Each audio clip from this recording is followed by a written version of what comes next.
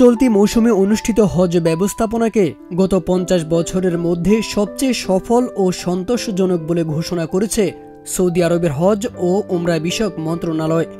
জানানো হয়, এবছর হাজিদের সন্তুষ্টির মাত্রা ৯১%, যা গত ৫ দশকের মধ্যে সর্বোচ্চ। ২০২২ সালে হাজিদের সন্তুষ্টির হার ছিল ৭৪%, আর গত বছর তা বেড়ে দাঁড়ায় ৮৪%।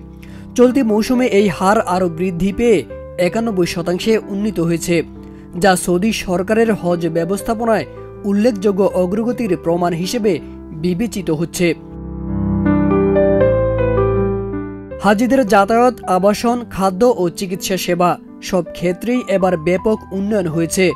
প্রযুক্তি নির্ভর সেবা ব্যবস্থাপনার ফলে হাজিদের সার্বিক অভিজ্ঞতা আরও সহজ ও আরামদায়ক হয়েছে। আগামী হজ মৌসুমের প্রস্তুতিও ইতিমধ্যে শুরু হয়েছে। সৌদি হজ ও উমরা মন্ত্রণালয়ের তথ্য অনুযায়ী প্রায় ৬০% হাজি তাদের প্রাথমিক চুক্তি সম্পন্ন করেছেন। অন্যদিকে পর্যটন মন্ত্রণালয়ের সঙ্গে যৌথ উদ্যোগে ৭০%-এর বেশি হোটেল ও আবাসন সুবিধা প্রস্তুত করা হয়েছে। হজ ও উমরা পালনকারীদের জন্য তৈরি নুসুক অ্যাপ ইতিমধ্যেই বিশাল সাড়া ফেলেছে। অ্যাপটির ব্যবহারকারীর সংখ্যা ৪ কোটির বেশি ছাড়িয়েছে।